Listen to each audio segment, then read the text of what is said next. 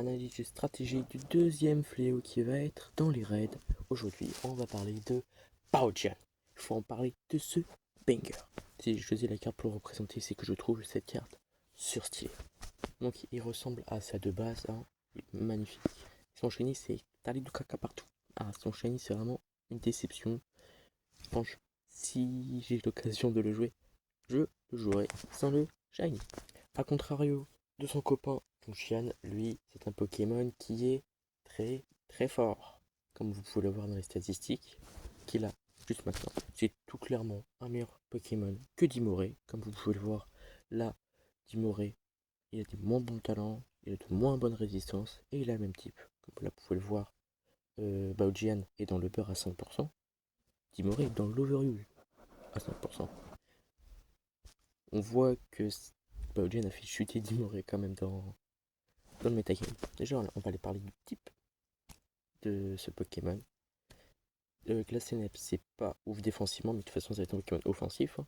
C'est 5 faiblesses pour une double faiblesse, 3 résistances et une immunité. C'est pas le meilleur double type qui existe, mais pour un Pokémon offensif, ça couvre quand même pas mal de zones. Hein. Là, on va parler de son talent. Un talent très offensif, hein, qui vient baisser de 25% la défense des adversaires. Épée du fléau, ça va faire passer l'attaque de Bolden qui est à 120, donc c'est pas ouf. Virtuellement, il a 150 d'attaque. Parce que vu qu'il fait diminuer la défense de 25%, il fait 120 plus 120 divisé par 4, ça te fait 150. Donc c'est quand même un Pokémon qui a 135 de vitesse, qui a 150 d'attaque. C'est juste trop fort. En plus, vraiment, on peut jouer en VGC comme en Uber. En VGC, quand même, utiliser quasiment à 15%. C'est énorme quand même. Surtout pour un Pokémon qui a peu de défense, puisque le VGC, c'est quand même des Pokémon plus tanky. Mais ça va être très fort avec des gros bourrins. Parce que, tu t'imagines baisser la défense des adversaires. Tu mets un gros Bisval, un Calyrex d'effroi, ça pète tout.